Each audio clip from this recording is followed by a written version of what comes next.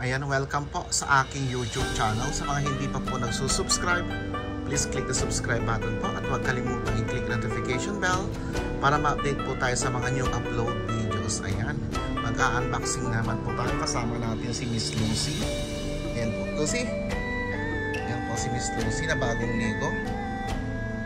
Ayan po. Ayan po, mag-unboxing po tayo sa ating binili po sa American Eagle po. Buksan natin. Ayan na po, nakat ko na siya. Ayan. Ayan, ganito po mag-packing po ang American Eagle. Nakapack po na sila. Open natin isa-isa. Ayan po, ang una natin po isang tracker jogger po. Ayan, tracker jogger. Maganda siya. Kasi 50% discount po ang American Eagle. Ayan po, nandiyan na naman si Miss Lucy. Ayan po. Ayan ang pangalawa po ang ating cargo shorts. Ayan po. Large din siya.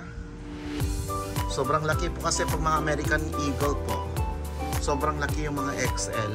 Kaya pag XL ka po sa ibang mga products, sa American Eagle ikaw po ay large. Pili tayo ng medyas po sa American Eagle. Ayan. At ang atin pong sweatshirt. Ayan.